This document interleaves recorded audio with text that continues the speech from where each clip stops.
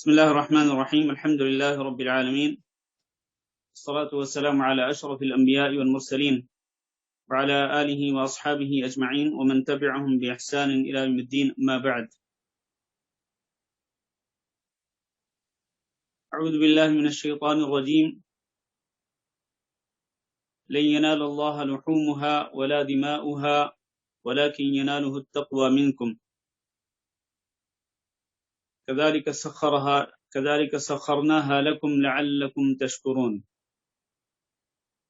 قال تعالى: بسم الله الرحمن الرحيم. إنا أعطيناك الكوثر فصل لربك وانحر إن شانئك هو الأبتر. عزیزان مکرم، دوستوں اور بھائیوں اور معززات ماؤں، بہنوں، بیٹیوں اور خواتین اسلام، آپ سب حضرات کو اس درس میں خوش آمدید کہتا ہوں جو اس وقت زوم میٹنگ کے ذریعے لائیو چل رہا ہے. ہمارے جو بھائی اور جو ہماری مائیں بہنیں ہمیں دیکھ رہے ہیں یا ہمیں سن رہے ہیں، اور جو ہمارے اس درس کو بعد میں سنیں گے، سب کے لیے دعا گو ہوں کہ اللہ رب العزت ہمیں اس کتاب و سنت کا صحیح علم نصیب فرمائے، اور اللہ رب العزت ہم سب کو کتاب و سنت پر عمل کرنے والا بنا دے. اللہ رب العزت اپنی رضا کے لیے تمام اعمال کو خالص کرنے کی توفیق دے. اللہ رب العزت ہم سب کو ریاکاری سے، دکھلاوے سے محفوظ رکھے، اور خاص طور پر یہ جو ذوالحج کا پہلا عشرہ ہے، اس عشرے کو اللہ رب العزت ہم سب کے لیے خیر و برکت کا ذریعہ بنائے، اور اس پہ اللہ رب العزت ہم سب کو زیادہ سے زیادہ اپنا تقرب حاصل کرنے کی توفیق دے. میرے عزیز بھائیوں اور دوستوں، آپ جانتے ہیں یہ ذوالحج کا پہلا عشرہ چل رہا ہے، جس کی بڑی اہمیت ہے اور بڑی فضیلت ہے. اللہ تعالیٰ نے قرآن مجید کے اندر اس کی قسم کھائی ہے، والفجر ولیال عشر. 10 راتوں سے مراد یہ ذوالحج کی پہلی 10 راتیں اور ان کے ساتھ 10 ایام ہیں. جمہور مفسرین نے اس کی یہی تفسیر کی ہے. اور اللہ رب العزت جب کسی چیز کی قسم کھاتے ہیں، اور اللہ ہر چیز کی قسم کھا سکتے ہیں اپنی مخلوقات میں سے، تو اللہ تعالیٰ جس چیز کی قسم کھاتے ہیں وہ چیز اللہ کے ہاں اہمیت رکھتی ہے. اللہ کے ہاں اس کی عظمت ہوتی ہے، اس کی شان ہوتی ہے، اس کی فضیلت ہوتی ہے، اس لیے اللہ رب العزت اس کی قسم کھاتے ہیں.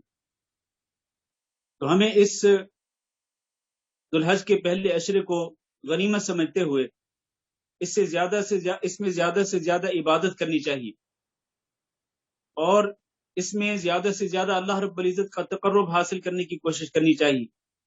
اس کی ایک وجہ یہ بھی ہے کہ رسول اکرم صلی اللہ علیہ وسلم نے اپنی متعدد احادیث کے اندر ارشاد فرمایا کہ جو نیک عمل ان 10 ایام کے اندر کیا جاتا ہے، وہ عمل سال بھر کے دیگر ایام کی بنسبت اللہ رب العزت کو زیادہ محبوب ہوتا ہے، اور حتیٰ کہ دیگر دنوں کے اندر جہاد فی سبیل اللہ سے بھی زیادہ محبوب ہوتا ہے. کوئی بھی نیک عمل، چاہے نماز ہو، چاہے روزہ ہو، چاہے عمرہ ہو، طواف بیت اللہ ہو، اور اسی طرح صدقہ خیرات ہو، اور اسی طرح دیگر جتنی بھی عبادات ہیں، جتنے بھی اعمال صالحہ ہیں، یہ اللہ رب العزت کو ان ایام کے اندر سب سے زیادہ محبوب ہوتے ہیں دیگر تمام ایام کی نسبت. تو جب اللہ رب العزت کو ایک نیک عمل ان ایام کے اندر زیادہ محبوب ہوتا ہے، تو پھر ہمیں زیادہ سے زیادہ نیک اعمال کرنے چاہیے، بلکہ ہمیں بڑھ چڑھ کر حصہ لینا چاہیے، بلکہ ہمیں سابقون کے اندر سبقت لے جانے والوں میں شامل ہونا چاہیے کہ ہم ہر نیک عمل کے اندر سبقت لے جائیں، دوسروں سے آگے بڑھیں.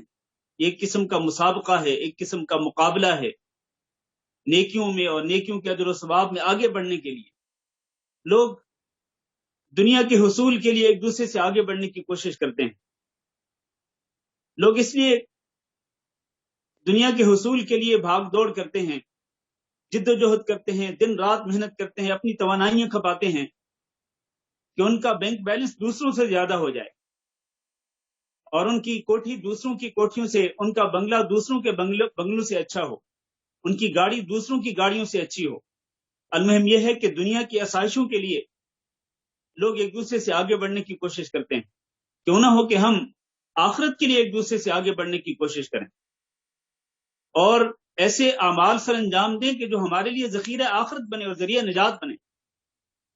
اور پھر دیکھیں نبی کریم صلی اللہ علیہ وسلم نے یہ بھی ارشاد فرمایا کہ ان ایام کے اندر جو نیک عمل کیا جاتا ہے وہ دوسرے ایام کی بنسبت اللہ تعالیٰ کے ہاں زیادہ پاکیزہ ہوتا ہے اور زیادہ اجر و ثواب والا ہوتا ہے۔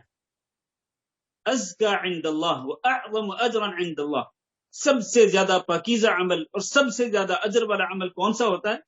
وہ ہوتا ہے جو کہ ان ایام کے اندر کیا جاتا ہے۔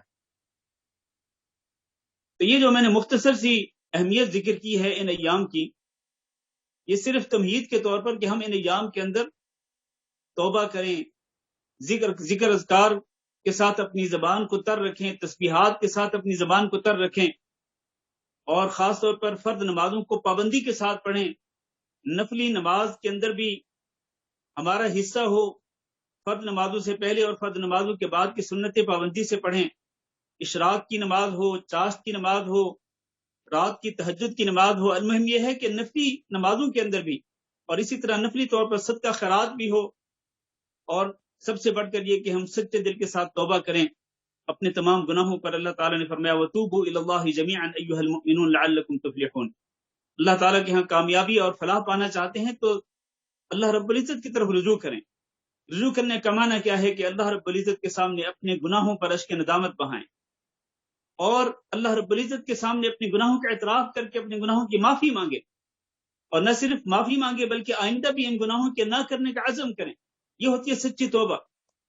اس سچی توبہ کے ساتھ اللہ تعالیٰ کا وعدہ ہے کہ اللہ تعالیٰ گناہوں کو معاف کر دے گا اور اللہ تعالیٰ جنات کے اندر داخل فرمائے گا۔ میرے بھائیو اور دوستو، آئیے اپنے موضوع کی طرف آتے ہیں۔ یہ جو عشرہ ذو الحجہ ہے، اسی عشرے کے اندر ایک اہم عمل جس کے ذریعے اللہ رب العزت کا تقرب حاصل کیا جا سکتا ہے وہ ہے قربانی۔ آج ہمارے درس کا موضوع ہے قربانی کے مسائل اور احکام۔ میرے بھائیو، ہماری شریعت کے اندر قربانی کرنے کا حکم دیا گیا ہے اور قربانی کی اہمیت کو واضح کیا گیا ہے، لیکن ہم اس اہمیت کو واضح کرنے سے پہلے یاد دہانی کے طور پر ذکر کرتے چلیں کہ یہ جو قربانی ہے یہ اصل میں سنت ابراہیمی ہے۔ حضرت ابراہیم علیہ السلام کو اللہ رب العزت نے مطالبے کے بعد، دعا کے بعد، بڑھاپے کی حالت میں اسماعیل علیہ السلام کی بشارت دی، اور اسماعیل علیہ السلام کی پیدائش ہوئی تو ابراہیم علیہ السلام اپنے اس نو مولود بچے کو ان کی والدہ ہاجر کے ساتھ مکہ مکرمہ کی غیر آباد وادی میں چھوڑ کر چلے گئے، اور پھر حضرت ابراہیم علیہ السلام کا شام اور مکہ کی طرف آنا جانا لگا رہا۔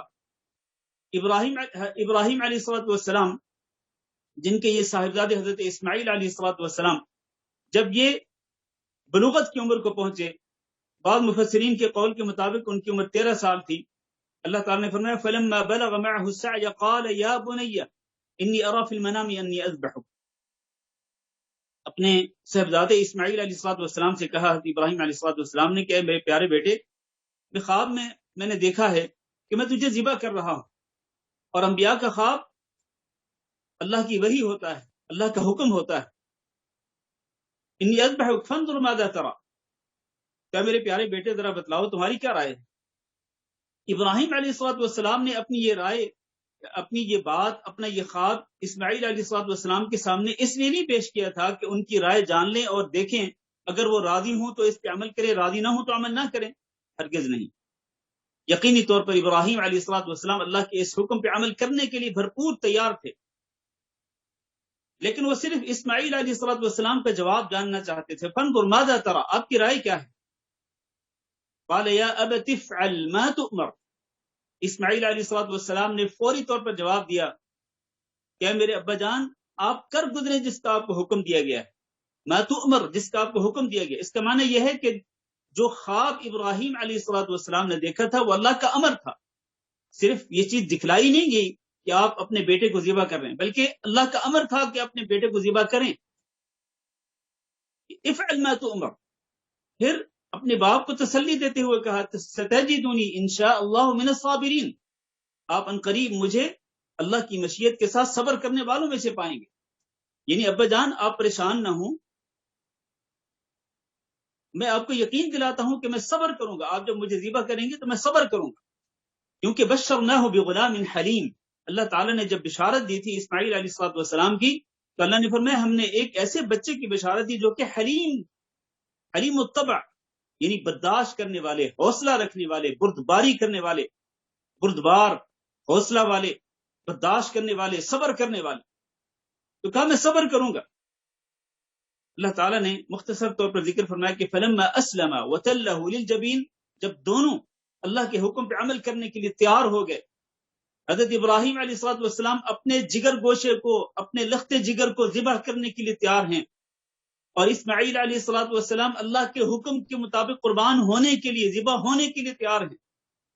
وتلہ للجبین، ابراہیم علیہ السلام نے اپنے اس لخت جگر کو ایک کروٹ کے بل ان کو لٹایا، ان کو گرایا. بعض حضرات اس کا ترجمہ کرتے ہیں کہ پیشانی کے بل نہیں، بلکہ اصل میں دو جبینیں ہوتی ہیں، ایک دائیں طرف ایک بائیں طرف، اور درمیان میں پیشانی ہوتی ہے جس کو جبہہ کہا جاتا ہے. تو اسماعیل علیہ السلام کو ابراہیم علیہ السلام نے ان کی کروٹ پہ، ان کے پہلو پہ لٹایا، جیسے کہ ایک جانور کو لٹایا جاتا ہے اور پھر اس کی گردن پہ چھری پھیری جاتی ہے. بالکل اسی طرح سے یہی کیفیت انہوں نے بھی اختیار کی. عین اس وقت جب وہ تیار تھے قربان کرنے کے لیے اپنے بیٹے کو، اپنے صاحبزادے کو، اللہ تعالی نے پکار دی، نادیناہ ان یا ابراہیم قد صدقت الرؤیا، اے ابراہیم آپ نے اپنے خواب کو پورا کر دکھایا. یعنی آپ جس جذبے کے ساتھ اللہ کے حکم پہ عمل کرنے کے لیے تیار ہیں کہ اپنے صاحبزادے کو آپ نے لٹا دیا ہے اور چھری پکڑ کے ان کو ذبح کرنے کے لیے تیار ہیں، تو یہ بالکل یقینی بات ہے کہ آپ اللہ کے حکم پہ عمل کرنے والے ہیں یا کر چکے ہیں. صدقت الرؤیا. پھر اللہ نے فرمایا وَفَدَيْنَاهُ بِذِبْحٍ عَظِيمٍ، اللہ تعالیٰ نے ایک مینڈا بھیجا جنت سے، ایک مینڈا بھیجا جو بہت ہی تازہ تھا اور موٹا تازہ مینڈا بھیجا. ابراہیم علیہ السلام نے پھر اپنے بیٹے کی جگہ پہ اس کو ذبح کیا اللہ رب العزت کا تقرب حاصل کرنے کے لیے. وَفَدَيْنَاهُ بِذِبْحٍ عَظِيمٍ.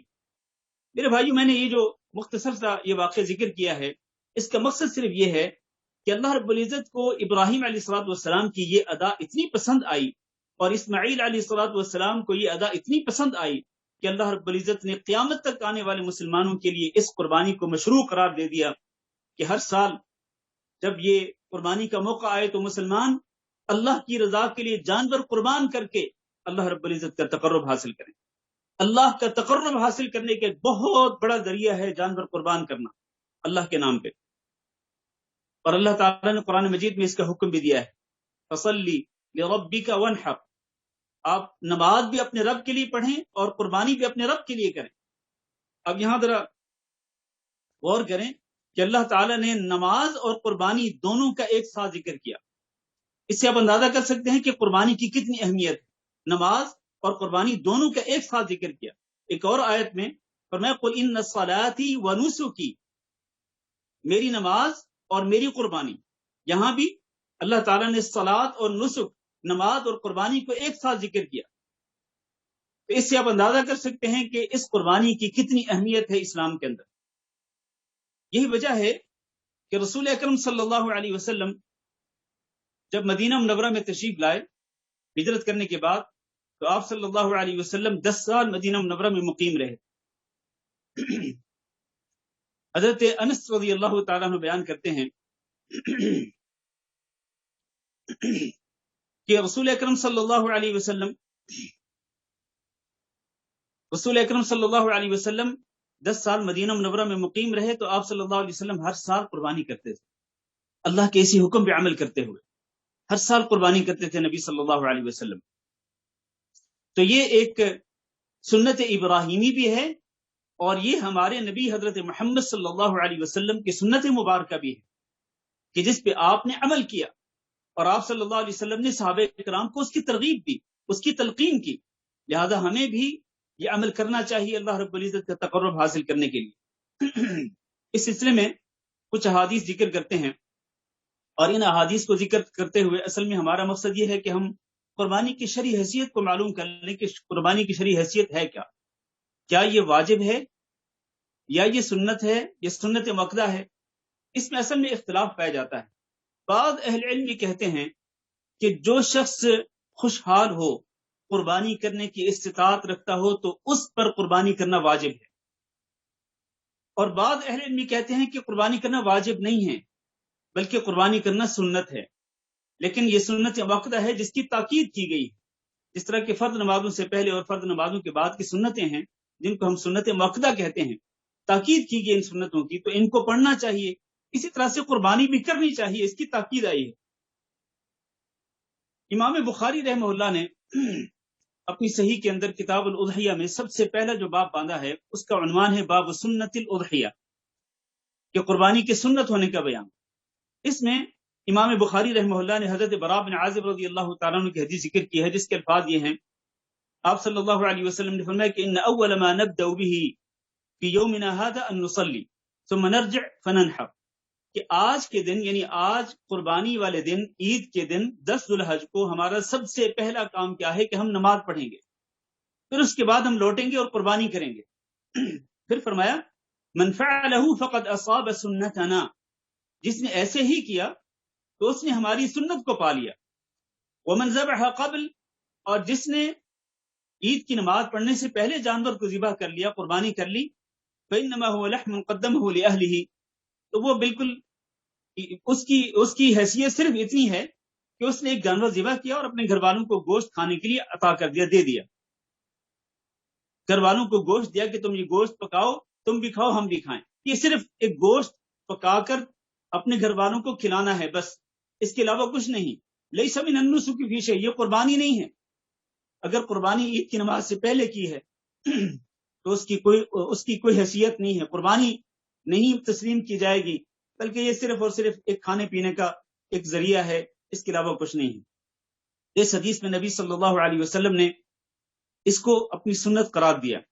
ایک اور حدیث میں ہے، آپ نے فرمایا کہ اسی حدیث کی روایت میں کہ من ذبح بعد الصلاة تم نسکہ واصاب سنت المسلمین، جو عید کی نماز کے بعد جانور ذبح کرے گا تو اس کی قربانی مکمل ہو گئی اور اس نے مسلمانوں کی سنت کو پا لیا۔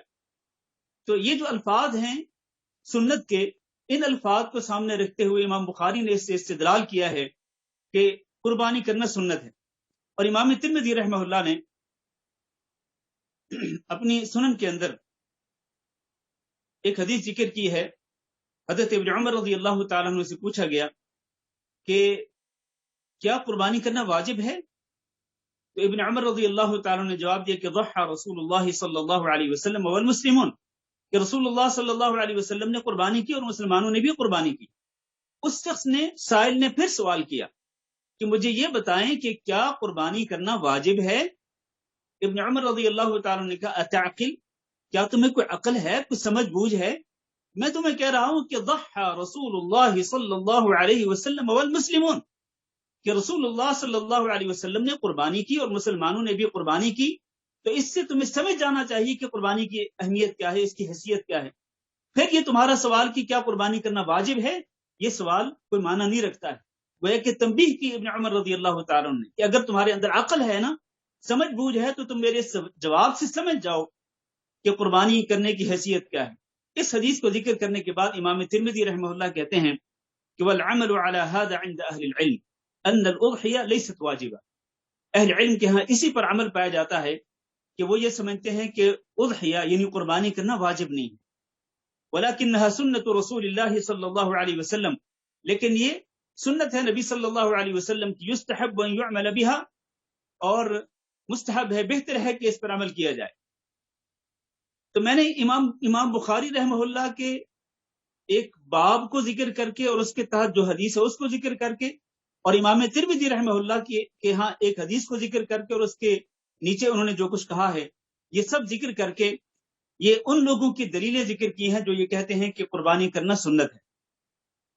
لیکن میرے بھائیوں اور میری ماؤں اور بہنوں، قربانی کرنے کو اگر سنت کہیں بھی تب بھی اس کی اہمیت ختم نہیں ہوتی، اس لیے کہ لقد کان لکم فی رسول اللہ اسوۃ حسنہ، اللہ تعالیٰ نے فرمایا کہ تمہارے لیے رسول اللہ صلی اللہ علیہ وسلم کی زندگی میں بہترین نمونہ ہے۔ تو آپ صلی اللہ علیہ وسلم کا نمونہ کیا بتلا رہا ہے؟ جس طرح میں نے پہلے ذکر کیا کہ آپ صلی اللہ علیہ وسلم مدینہ منورہ میں مسلسل 10 سال قربانی کرتے رہے، مسلسل، باوجود اس کے کہ نبی صلی اللہ علیہ وسلم کے مالی حالات کس قسم کے تھے آپ جانتے ہیں کہ آپ صلی اللہ علیہ وسلم کے گھر میں کئی مہینے تک آگ نہیں جلتی تھی، اور آپ کے ازواج مطہرات جو ہیں وہ صرف پانی اور کھجوروں پہ گزارا کرتے تھے۔ تو یہ نبی صلی اللہ علیہ وسلم کی مالی حالت تھی، لیکن اس کے باوجود آپ صلی اللہ علیہ وسلم نے قربانی نہیں چھوڑی۔ تو ہمیں نبی صلی اللہ علیہ وسلم کی اس سنت کو اور آپ کے اس طریقے کو اگر غور کریں تو امام بخاری نے جو حدیث ذکر کی ہے جس میں یہ الفاظ ہیں کہ فقد اصاب سنتنا، کہ جس نے قربانی عید کی نماز کے بعد کی تو اس نے ہماری سنت کو پا لیا، تو اس سے اصل میں طریقہ کار ہے، نہ کہ اصطلاحی سنت ہے جو کہ فقہا کے ہاں پائی جاتی ہے۔ طریقہ کار ہے، ہمارا طریقہ یہ ہے، مسلمانوں کا طریقہ یہ ہے کہ آج کے دن ہم سب سے پہلے عید کی نماز پڑھیں گے اور پھر قربانی کریں گے، یہ ہمارا طریقہ ہے۔ تو سنت سے مراد یہاں طریقہ ہے۔ تو نبی صلی اللہ علیہ وسلم کا طریقہ کیا ہے؟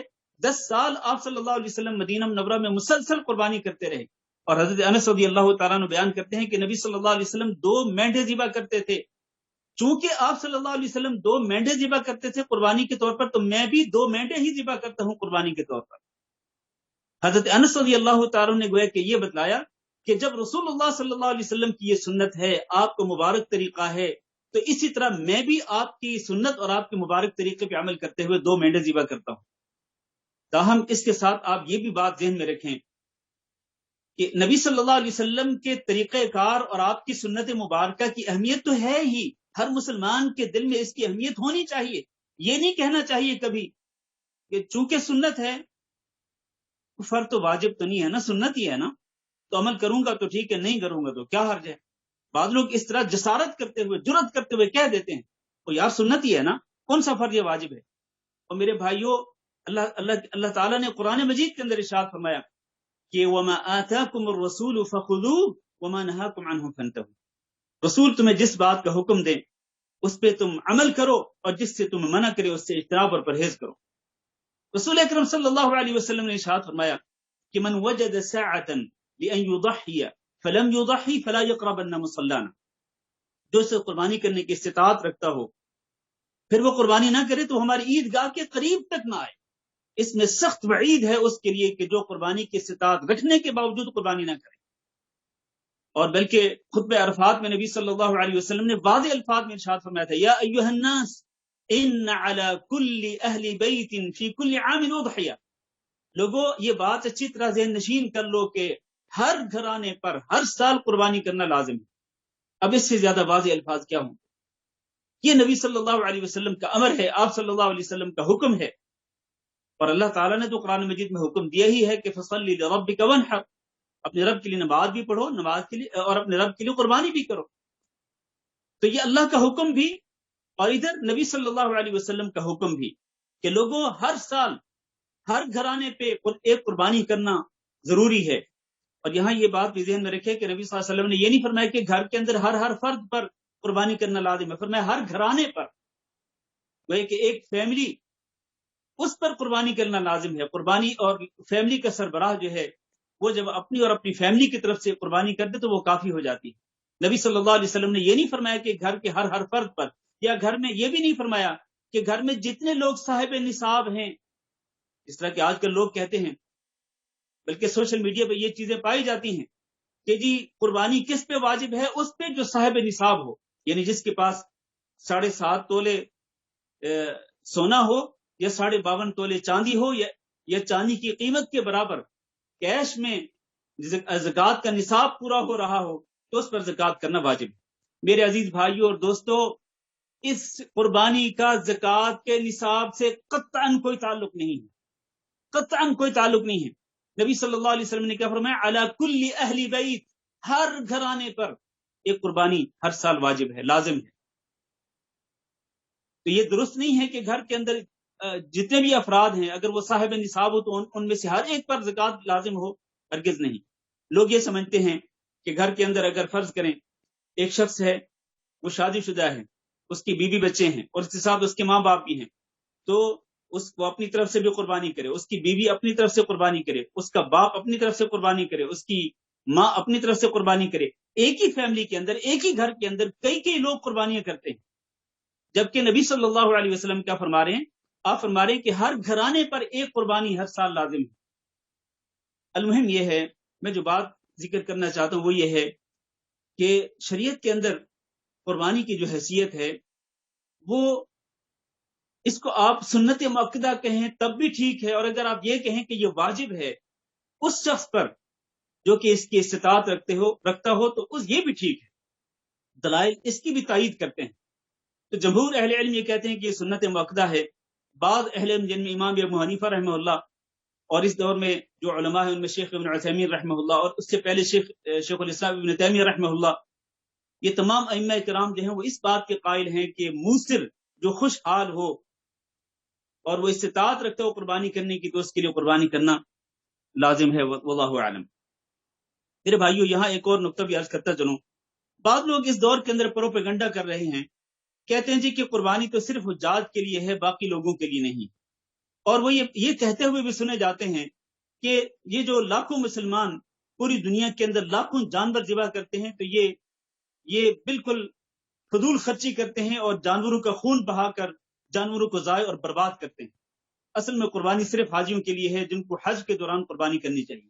میرے بھائیو، یہ بہت بڑا مغالطہ ہے، یہ بالکل درست نہیں ہے. قربانی صرف حجاج کے لیے نہیں ہے بلکہ تمام مسلمانوں کے لیے ہے، دنیا بھر کے تمام مسلمانوں کے لیے. اس کی دلیل کیا ہے؟ اس کی دلیل یہ ہے کہ حضرت انس رضی اللہ تعالیٰ عنہ کی حدیث، جس کی طرف ابھی میں نے اشارہ کیا، کہ رسول اکرم صلی اللہ علیہ وسلم 2 مینڈے قربانی میں ذبح کرتے تھے، اور میں بھی 2 مینڈے قربانی میں ذبح کرتا ہوں. تو یہ نبی صلی اللہ علیہ وسلم نے 2 مینڈے کب ذبح کیے تھے؟ نبی صلی اللہ علیہ وسلم نے حج تو صرف ایک بار کیا، اور اس حج میں نبی صلی اللہ علیہ وسلم نے 100 اونٹوں کی قربانی دی.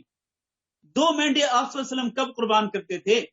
2 مینڈے نبی صلی اللہ علیہ وسلم مدینہ منورہ کے اندر قربان کرتے تھے، مدینہ منورہ کے اندر. اور اب حضرت ابن عمر رضی اللہ تعالیٰ عنہ کی حدیث جو پہلے ذکر کی ہے کہ نبی صلی اللہ علیہ وسلم نے مدینہ منورہ کے اندر 10 سالوں میں سے ہر سال قربانی کی. تو مدینہ منورہ کے اندر جو قربانی ہوتی تھی اس کا حج سے کیا تعلق ہے؟ 2 مینڈوں کی جو قربانی ہے اس کا حج سے کیا تعلق ہے؟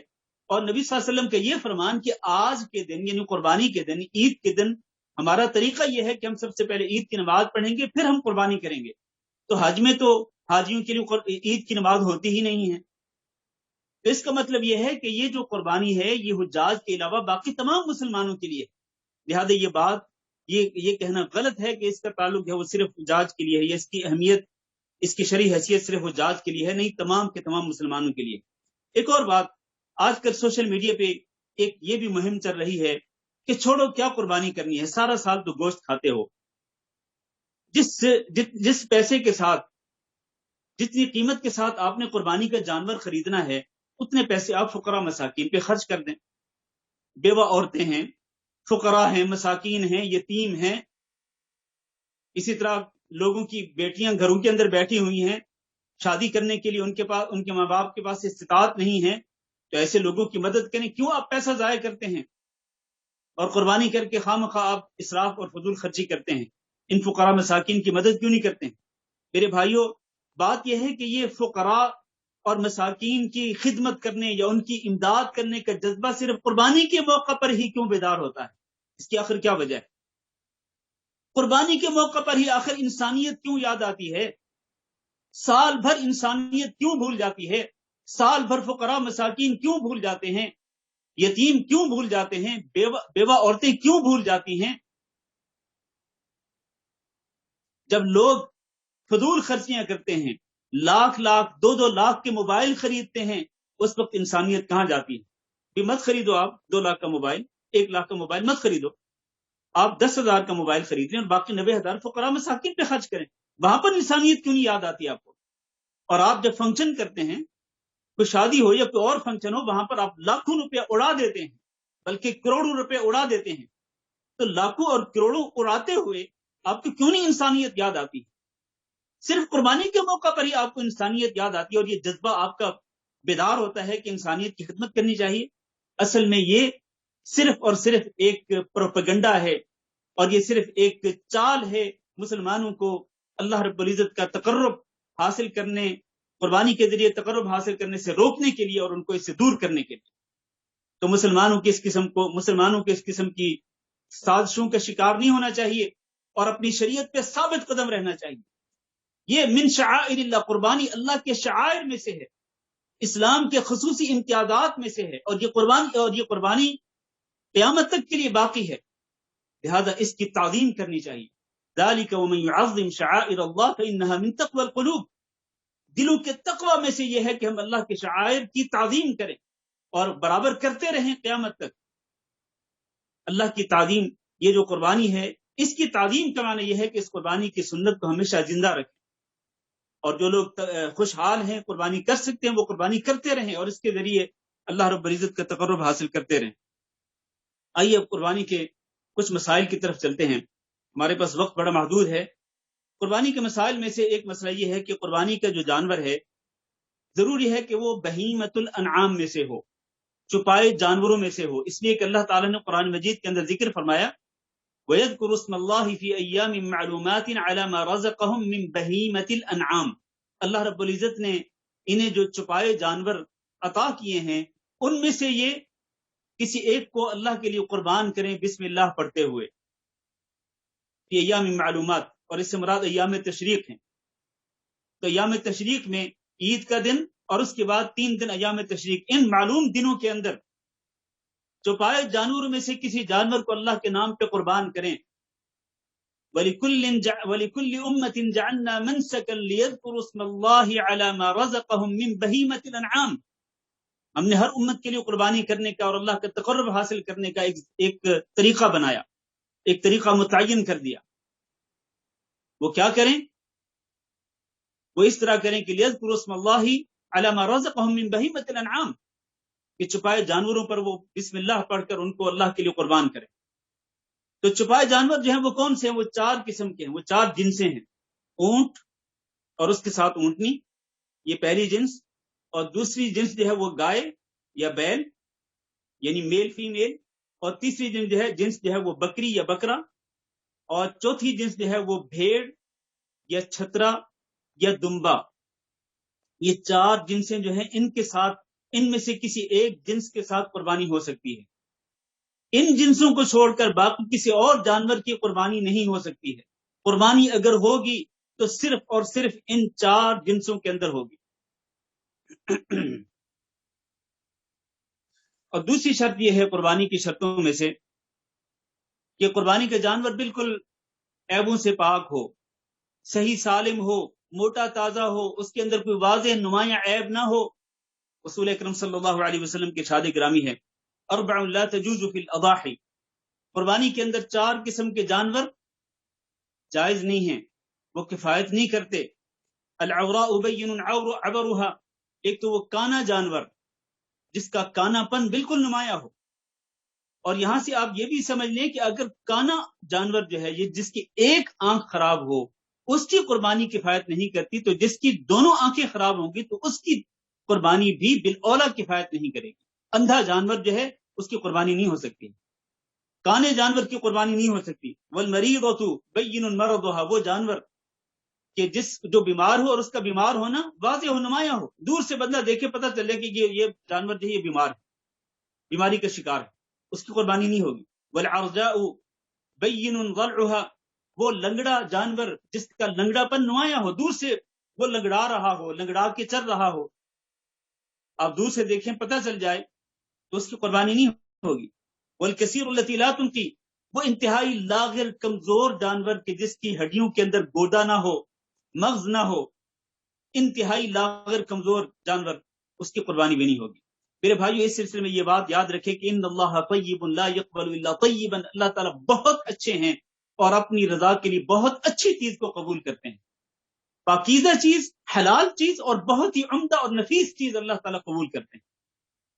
لہذا آپ نے اگر اللہ کے نام پہ قربانی کرنی ہے تو موٹا تازہ جانور اللہ کے نام پہ قربان کریں، بے عیب جانور اللہ کے نام پہ قربان کریں، پیسے کی فکر نہ کریں۔ اگر پیسہ زیادہ خرچ ہوتا ہے تب بھی کوئی فکر نہ کریں. وما انفقتم من شيء فهو يخلفه. آپ اللہ کی رضا کے لیے پیسہ خرچ کر رہے ہیں, اللہ تعالیٰ آپ کو اس پیسے کی جگہ پہ اور دے دے. لیکن یہاں یہ بات یاد رہے کہ اگر تو موٹا تازہ جانور خریدتے ہوئے نیت یہ ہو کہ میں موٹا تازہ جانور, مہنگا جانور خریدوں گا, عمدہ نفیس جانور خریدوں گا, تو لوگوں کی نظروں میں میری بلے بلے ہوگی, واہ واہ ہوگی. لوگ کہیں گے واہ جی واہ, کیا بات ہے جی, اس نے اتنا مہنگا, اتنا نفیس, اتنا عمدہ جانور قربان کیا ہے. اگر تو صرف لوگوں سے واہ واہ سننے کے لیے آپ نے پیسہ خرچ کرنا ہے, تو پھر اس سے بہتر ہے کہ آپ پیسہ خرچ نہ کریں. آپ لاکھوں خرچ کریں گے, ایک پیسے کا بھی آپ کو ثواب نہیں ملے گا. آپ اپنا پیسہ برباد کر دیں گے, ضائع کر دیں گے. آپ کو شہرت مل جائے گی, آپ کو تعریفیں سننے کو مل جائیں گی, واہ واہ بھی مل جائے گی آپ کو سننے کو, لیکن آپ کو اللہ تعالیٰ کی طرف سے ایک ذرے کا بھی ثواب نہیں ملے گا. تو بے عیب جانور ہونا چاہیے. اور حضرت ابو امامہ بیان کرتے ہیں کہ کننا نسمن الاضحیہ بالمدینہ, ہم مدینہ کے اندر قربانی کے جانور کو موٹا تازہ کرتے تھے, خوب کھلاتے پلاتے تھے, موٹا تازہ کرتے تھے. وکان المسلمون یسمنون, اور مسلمان جو ہیں وہ بھی اپنی قربانی کے جانور جو ہیں ان کو خوب کھلاتے پلاتے اور ان کو موٹا تازہ کرتے تھے. یہ جو 4 عیب میں نے بیان کی, ان کے ساتھ ایک اور چیز بھی سامنے رکھ لیں, بلکہ 2 عیب مزید جو ہیں وہ یہ ہے کہ جانور کا سینگ جو ہے وہ آدھے سے زیادہ ٹوٹا ہوا نہ ہو, اور اسی طرح اس کا کان جو ہے, جانور کا کان جو ہے وہ آدھے سے زیادہ کٹا ہوا نہ ہو. اگر کسی جانور کا آدھا یا آدھے سے زیادہ سینگ ٹوٹا ہوا ہوگا, یا آدھا یا آدھے سے زیادہ کان کٹا ہوا ہوگا, تو اس کی قربانی نہیں ہوگی. صحیح قول کے مطابق نبی صلی اللہ علیہ وسلم نے اس بات کا حکم دیا ہے کہ ہم جب قربانی کا جانور خریدیں تو ہم اس کے سینگوں کو بھی دیکھیں اور اس کے کانوں کو بھی دیکھیں.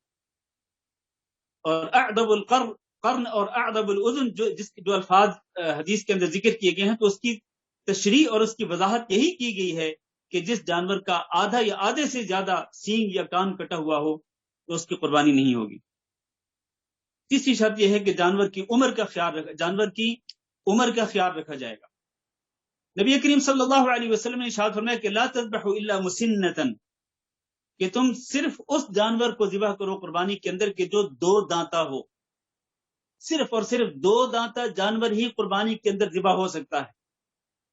2 دانتے جانور سے مراد کیا ہے؟ اہل علم نے جو عمریں ذکر کی ہیں اندازے سے وہ یہ ہیں, ویسے تو معیار ہے 2 دانتا ہونا, 2 دانتا جانور ہو اس کو ذبح کریں, لیکن اندازے سے اور عموماً جو جس طرح جانور دیکھے جاتے ہیں پائے جاتے ہیں, تو ان کی عمروں کو سامنے رکھتے ہوئے 2 دانتا جانور اونٹ کے اندر وہ ہوتا ہے جس کے 5 سال مکمل ہو چکے ہوں اور 6واں سال شروع ہو چکا ہو.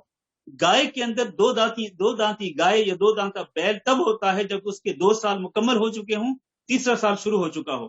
اور بکری کے اندر اور بھیڑ کے اندر یہ 2 دانتا تب ہوتا ہے جبکہ اس کا 1 سال مکمل ہو چکا ہو اور 2واں سال جو ہے وہ شروع ہو چکا ہو.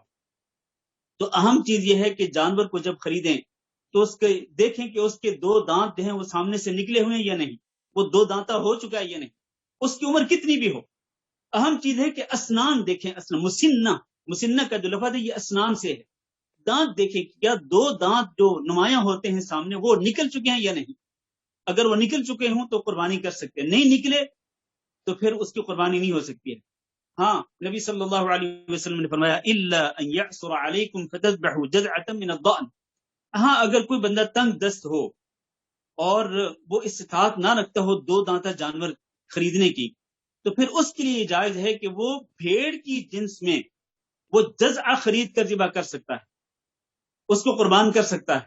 اب یہاں جزع کی تفسیر کے اندر اختلاف ہے کہ جزع کس بھیڑ کو کہتے ہیں, یا کس دمبے کو کہتے ہیں, یا کس چھترے کو کہتے ہیں. بعض اہل علم کہتے ہیں کہ اس کی عمر 1 سال ہو, اور اگر وہ 2 دانتا نہیں بھی, بھیڑ ہو, دمبا ہو یا چھترا ہو, 2 دانتا نہیں بھی تو اس کی قربانی ہو سکتی ہے, اس کی عمر 1 سال ہونی چاہیے. اور بعض اہل علم کہتے ہیں کہ نہیں, اس کی عمر 6 مہینے ہونی چاہیے, اور وہ موٹا تازہ ہو, بھیڑ موٹی تازی ہو, دمبا موٹا تازہ ہو, چھترا موٹا تازہ ہو, عمر 6 مہینے اور اس سے تھوڑی زیادہ ہو, تو اس کی بھی قربانی ہو جائے گی. تو میرے نزدیک میں یہ سمجھتا ہوں کہ یہی جو دوسرا قول ہے یہ زیادہ صحیح ہے واللہ عالم, کہ 6 مہینے کی بھیڑ یا 6 مہینے کا جو چھترا ہے یا دمبا ہے اور وہ موٹا تازہ ہو, تو اس کی قربانی ہو سکتی ہے اس شخص کے لیے کہ جو تنگ دست ہو۔ اگرچہ بعض روایات سے اہل علم نے یہ بھی مسئلہ اخذ کیا ہے کہ ایک بندہ اگر تنگ دست نہ بھی ہو تب بھی وہ جزع کو ذبح کر سکتا ہے، لیکن بعض اہل علم نے ان روایات کے اندر کلام بھی کیا ہے۔ تو بہرحال خلاصہ یہ ہے کہ ہمیں کوشش یہ کرنی چاہیے کہ 2 دانتہ جانور ہی اللہ کی رضا کے لیے ذبح کریں، اور اگر کوئی بندہ 2 دانتہ جانور ذبح نہ کر سکتا ہو تو پھر وہ جزع ذبح کر سکتا ہے۔ چوتھی شرط یہ ہے کہ قربانی وقت کے اندر ہو، اس کا جو وقت ہے محدود، اور وقت کب شروع ہوتا ہے؟ عید کی نماز پڑھنے کے بعد، اور کب ختم ہوتا ہے؟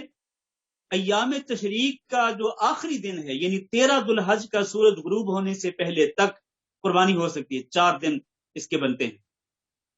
نبی کریم صلی اللہ علیہ وسلم نے ارشاد فرمایا من ذبح قبل ان يصلي، جو شخص عید کی نماز پڑھنے سے پہلے ذبح کر لے تو وہ فليعد مكانها اخرى، تو اس کی جگہ پہ وہ دوسرا جانور ذبح کرے، کیوں؟ اس لیے کہ اس نے عید کی نماز سے پہلے، بالکل ایسے ہے جیسے کہ کوئی بندہ عید نماز کا وقت، کسی بھی نماز کا وقت شروع ہونے سے پہلے نماز پڑھ لے تو ظاہر وہ نماز نہیں ہوگی، وقت شروع ہونے کے بعد اس کو وہ نماز دوبارہ پڑھنی پڑے گی۔ اسی طرح قربانی ہے، قربانی اگر کوئی بندہ عید کی نماز پڑھنے سے پہلے کر لیتا ہے تو وہ قربانی نہیں ہے، اس کو قربانی کا جانور عید کی نماز کے بعد دوبارہ کرنا پڑے گا، دوسرا جانور ذبح کرنا پڑے گا۔ ومن لم يذبح فليذبح، آپ نے فرمایا کہ جس نے عید کی نماز سے پہلے جانور ذبح نہیں کیا تو عید کی نماز کے بعد ذبح کر لے۔ اور اسی طرح نبی صلی اللہ علیہ وسلم کے ارشاد گرامی ہے کہ کل ایام التشریق ذبح، تمام ایام تشریق کے اندر قربانی ہو سکتی ہے، اور یہ بالاتفاق ایام تشریق جو ہے وہ 13 ذوالحج کو ختم ہوتے ہیں، لہذا اس وقت کا خیال رکھنا چاہیے۔ اور 5ویں شرط یہ ہے کہ قربانی جو ہے وہ خالصتاً اللہ رب العزت کی رضا کے لیے ہو، اس میں کسی قسم کا دکھلاوا نہ ہو، ریاکاری نہ ہو، تعریف سننے کی خواہش نہ ہو۔ جانور خریدنے سے لے کر تب سے انسان کی نیت یہی ہونی چاہیے کہ میں نے قربانی کرنی ہے، جانور خریدنا ہے، قربانی کرنی ہے تو صرف اور صرف اللہ کی رضا کے لیے، میں نے کسی سے تعریف نہیں سننی، دکھلاوا نہیں کرنا، ریاکاری نہیں کرنی۔ اسی بات کا اللہ نے حکم دیا قل ان صلاتی و نسکی و محیای و مماتی للہ رب العالمین، آپ کہہ دیجئے کہ میری نماز بھی، میری قربانی بھی، اور میرا جینا بھی، میرا مرنا بھی اس اللہ رب العالمین کے لیے ہے جس کا کوئی شریک نہیں۔ تو جس طرح تمام عبادات کے اندر اخلاص نیت شرط ہے، اسی طرح قربانی کے اندر بھی اخلاص نیت شرط ہے۔ فصل لربک وانحر بھی اسی بات کی تائید کر رہی یہ آیت بھی کہ نماز بھی رب کے لیے پڑھنی ہے اور قربانی بھی رب کی رضا کے لیے ہی کرنی ہے، رب کو راضی کرنے کی خاطر کرنی ہے۔ تو یہ کچھ شروط تھیں قربانی کرنے کے لیے۔ یہاں میں کچھ اور مسائل بھی ذکر کرتا چلوں اختصار کے ساتھ کہ ایک فیملی جو ہے اس کی طرف سے قربانی جو ہے وہ کیسے ہوگی۔ حضرت ابو ایوب الانصاری رضی اللہ تعالیٰ عنہ سے پوچھا گیا کہ کیف کانت الضحایا فی عہد رسول اللہ صلی اللہ علیہ وسلم، رسول اللہ صلی اللہ علیہ وسلم کے زمانے میں قربانیاں کس طرح کی جاتی تھی؟ انہوں نے بیان کیا کہ کان الرجل یضحی بالشاة عنہ وعن اہل بیتہ فیأکلون ویطعمون، کہ نبی صلی اللہ علیہ وسلم کے زمانے میں ایک بندہ کیا کرتا تھا، ایک بکری ذبح کرتا تھا اپنی طرف سے اور اپنی پوری فیملی کی طرف سے، پھر وہ کھاتے بھی تھے اور دوسروں کو بھی کھلاتے تھے۔ حتی تباہ الناس فصارت کما ترى، ابو ایوب الانصاری نبی صلی اللہ علیہ وسلم کی وفات کے بہت بعد اپنے دور کی بات کر رہے ہیں کہ نبی صلی اللہ علیہ وسلم کے دور میں تو ایک بندہ اپنی پوری فیملی کی طرف سے ایک ہی قربانی کرتا تھا، وہ کھاتے بھی تھے کھلاتے بھی تھے، لیکن آج کیا بات کہاں تک پہنچ چکی ہے کہ آج لوگ جو ہیں وہ فخریہ طور پر قربانیاں کرتے ہیں۔ اس طرح آج کل فخر ہوتا ہے نا، ہر گھر کے اندر عورتیں کہتی ہیں جی میں نے اپنی طرف سے قربانی کرنی ہے، ماں کہتی ہے میں نے اپنی طرف سے قربانی کرنی ہے، بیوی کہتی ہے میں نے اپنی طرف سے قربانی کرنی ہے۔ اسی طرح اور اگر بیٹے بڑے ہوں کماتے ہوں لیکن اپنے باپ کے ساتھ ہوں جو کہتے ہیں ہم نے اپنی اپنی طرف سے الگ الگ قربانی کرنی، جبکہ نبی کریم صلی اللہ علیہ وسلم کے دور میں قربانی کیا ہوتی تھی؟ پوری فیملی کی طرف سے ایک ہی قربانی ہوتی تھی۔ یہاں یہ بھی بتاتا چلوں کہ جو بڑا جانور ہے، گائے ہے یا اونٹ ہے، اس کے اندر 7 افراد شریک ہو سکتے ہیں، یعنی 7 حصے دار اس کے اندر شریک ہو سکتے ہیں، اور بعض روایات کے مطابق اونٹ کے اندر 10 افراد بھی شریک ہو سکتے ہیں، 10 حصے اس کے اندر رکھے جا سکتے ہیں۔ اس کے اندر جو احادیث ہیں میں ان سے صرف نظر کرتے ہوئے آگے بڑھتا ہوں۔ جب جانور ذبح کرنا ہو تو چند ایک آداب کا خیال رکھنا چاہیے۔ مختصر طور پر پہلی بات یہ ہے کہ جانور کے سامنے چھری تیز نہیں کرنی چاہیے، چھری تیز کرنی چاہیے لیکن جانور کے سامنے نہیں، اور تیز چھری کے ساتھ ہی جانور کو ذبح کرنا چاہیے، نہ یہ کہ چھری ایسی ہو یا آلہ ذبح ایسا ہو کہ جو تیز نہ ہو، پھر آپ اس کو جانور کی گردن پہ رگڑتے رہیں اور اس کو تڑپاتے رہیں اس کو بار بار مارتے رہیں، یہ قطعاً درست نہیں ہے۔ نبی صلی اللہ علیہ وسلم نے فرمایا ان اللہ کتب الاحسان علی کل شیء، اللہ تعالیٰ نے ہر چیز پر احسان کرنا فرض کر دیا ہے۔ احسان یعنی عمدگی کے ساتھ، اچھے طریقے کے ساتھ آپ عمل کریں، عمدگی کے ساتھ۔ لہذا فَإِذَا قَتَلْتُمْ فَأَحْسِنُوا الْقِتْلَ، کسی کو مارنا بھی ہو نا اگر قصاص کے اندر، تو اچھے طریقے سے مارو، یہ نہیں کہ اس کی ایک ایک بوٹی کاٹنے بیٹھ جاؤ اور اس کو تڑپا تڑپا کے مارو، نہیں، ایک ہی وار کر کے تلوار کا، جس طرح کہ یہ ماشاءاللہ سعودی عرب کے اندر حدود اللہ پہ جب عمل ہوتا ہے تو ایک ہی تلوار کے وار کے ساتھ بندے کی گردن کو اڑا دیتے، اس کے سر کو اڑا دیتے، تو اس طرح ماریں، اچھی طرح سے قتل کریں اگر قتل کرنا ہو تو۔ وَإِذَا ذَبَحْتُمْ فَأَحْسِنُوا الذِّبْحَ، جانور کو ذبح کرنا ہو تو اچھے طریقے سے ذبح کریں، تڑپا تڑپا کے اس کو ذبح نہ کریں۔ اور آپ نے فرمایا وَلْيُحِدَّ أَحَدُكُمْ شَفْرَتَهُ، تو میں سے ہر شخص کو آلہ ذبح جو ہے، چھری ہو یا کچھ اور ہو، اس کو اچھی طرح تیز کر لینا چاہیے۔ وَلْيُرِحْ ذَبِيحَتَهُ، اور اپنے ذبیحہ کو، جس کو وہ ذبح کر رہا ہے جانور، اس کو راحت پہنچائیں، اس کو تکلیف نہ دیں، اس کو اذیت نہ پہنچائیں۔ نبی صلی اللہ علیہ وسلم نے ایک شخص کو دیکھا کہ اس نے جانور کو لٹایا ہوا ہے اور اس کی گردن پہ اپنے گھٹنے رکھے ہوئے ہیں اور اس کے سامنے، جانور کے سامنے اپنی چھری کو تیز کر رہا ہے۔ نبی صلی اللہ علیہ وسلم نے فرمایا افلا قبل هذا، اس سے پہلے تم نے یہ کام کیوں نہیں کیا؟ یعنی جانور کو لٹانے سے پہلے اور جانور کو سامنے لانے سے پہلے تم نے چھری کو تیز کیوں نہیں کیا تھا؟ اوا تريد ان تميتها موتا، کیا تم اس جانور کو کئی مرتبہ مارنا چاہتے ہو؟ اس طرح نہیں کرنا چاہیے۔ دوسری بات یہ ہے کہ جانور اپنے ہاتھوں ذبح کرنا چاہیے، سنت طریقہ یہ ہے، بہتر طریقہ یہ ہے کہ اپنے ہاتھوں جانور ذبح کریں۔ نبی صلی اللہ علیہ وسلم نے اپنے ہاتھوں جانور ذبح کیا قربانی کے۔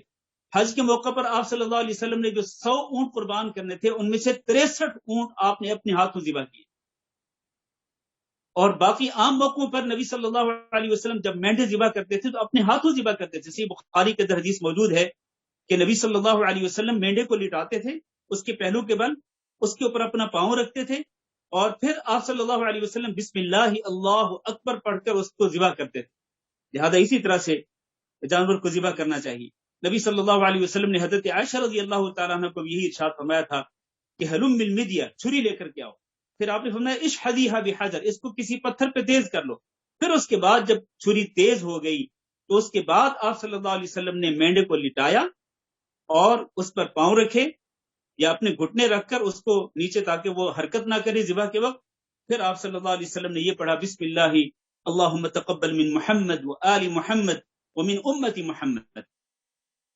تو یہ پڑھتے ہوئے نبی صلی اللہ علیہ وسلم نے مینڈے کو ذبح کیا۔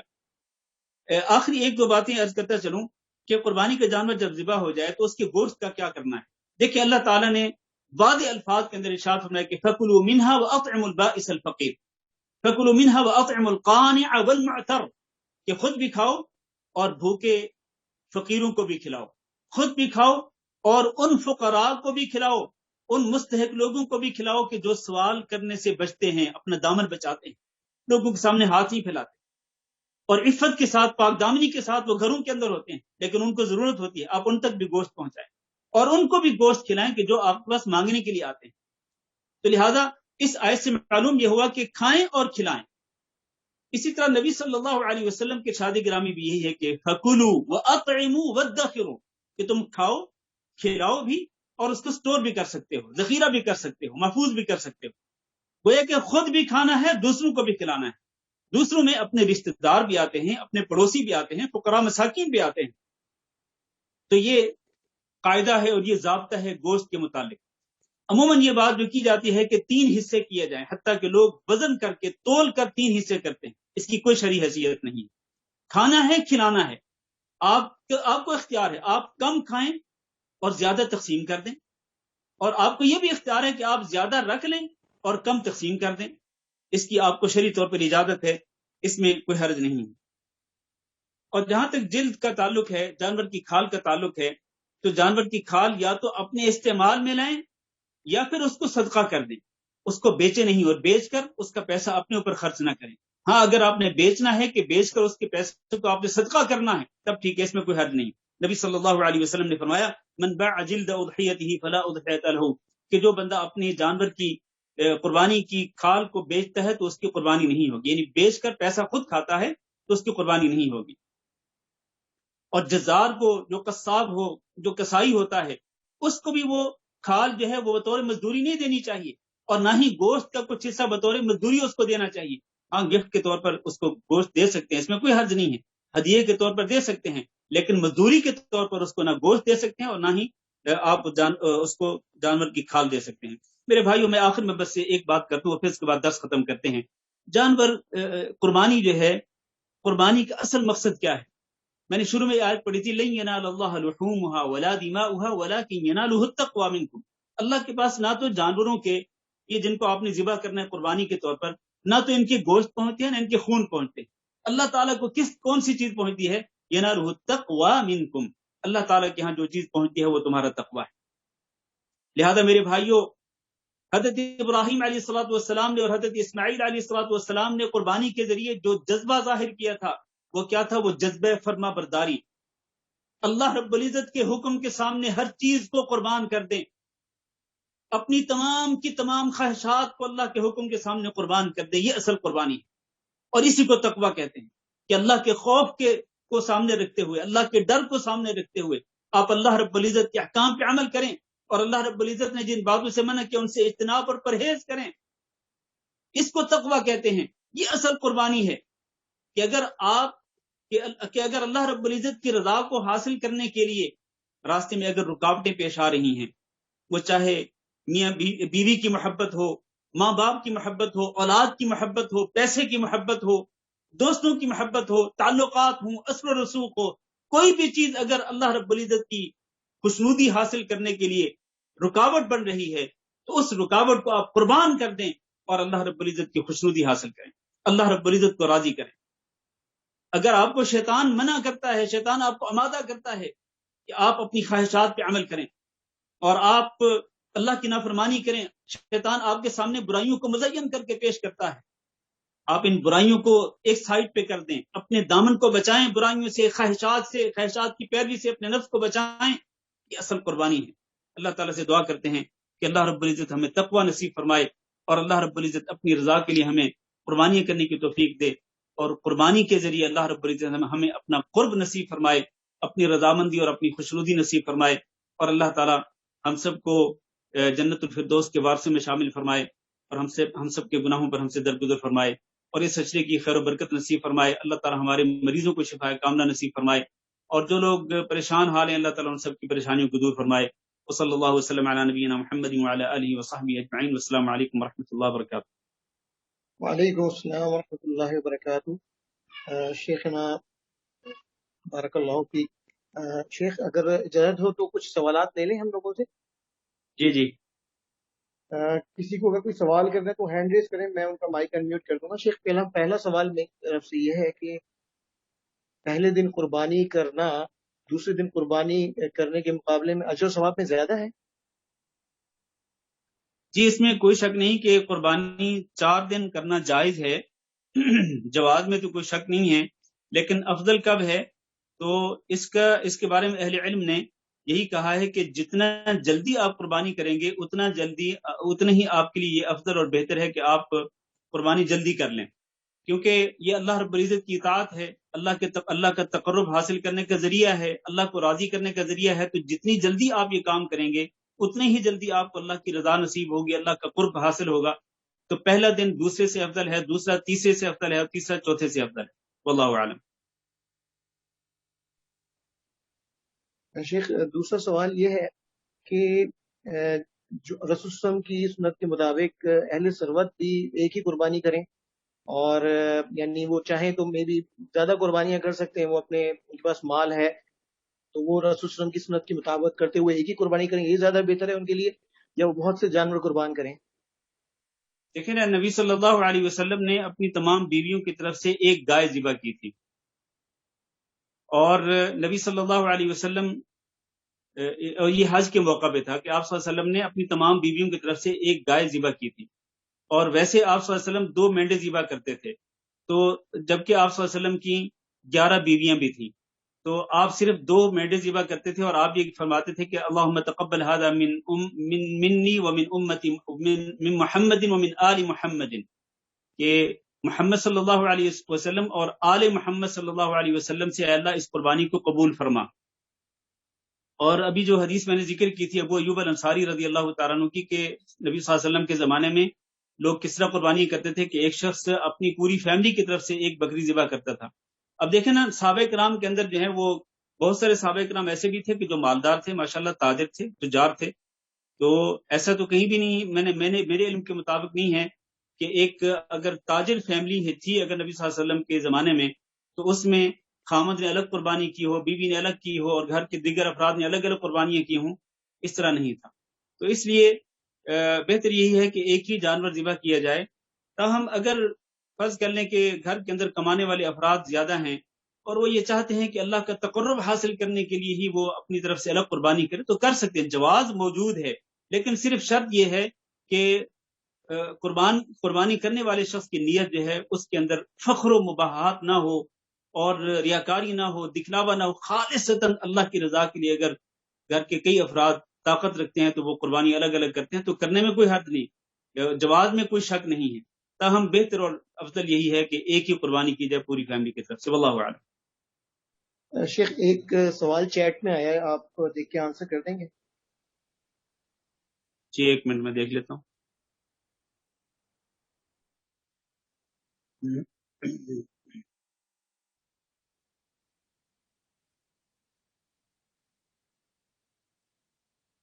چیٹ کے اندر میرے پاس تو کوئی سوال نہیں شو نہیں ہو رہا میرے پاس۔ اچھا شیخ میں پڑھ دیتا ہوں آپ کے لیے۔ اگر ایک خاتون کمانے کی غرض سے بیرون ملک میں رہتی ہیں اور ان کی ماں انڈیا میں ہے اور انڈیا میں ان کے گھر پہ ان کی ماں قربانی کر رہی ہیں تو کیا وہ خاتون کے لیے بھی وہ قربانی ہو جائے گی یا انہیں الگ سے دینی پڑے گی؟ یعنی یہ خاتون اپنے معاش کے سلسلے میں ملک سے باہر ہیں اور جی ان کی والدہ جو ہیں وہ انڈیا میں ہیں اور ان کی باقی فیملی وہ بھی انڈیا میں ہے۔ جی بالکل جی، تو ان کی اگر باقی فیملی بھی انڈیا میں ہے تو اگر ان کی طرف سے ایک ہی قربانی ہو جائے تو کوئی حرج نہیں ہے، ایک ہی قربانی ہو جائے تو کوئی حرج نہیں، یعنی پوری فیملی کی طرف سے جو وہاں پر انڈیا میں جو لوگ ہیں ان کی والدہ اور ان کے بچے وغیرہ ہوں گے تو ان کی طرف سے اور ان کی طرف سے ایک ہی قربانی ہو جائے تو ٹھیک ہے، کافی ہے وہ۔ بارک اللہ فیکم، جزاک اللہ خیر شیخ، بہت بہت شکریہ آپ کا، آپ نے اپنا وقت دیا۔ آج کے پروگرام کا پھر اختتام کرتے ہیں۔ سبحانک اللہم و بحمدک، اشہد ان لا الہ الا انت، استغفرک و اتوب الیک۔ سبحانک اللہم و بحمدک، اشہد ان لا الہ الا انت، استغفرک۔ جزاکم اللہ خیر، بارک اللہ فیکم۔ السلام علیکم ورحمۃ اللہ وبرکاتہ۔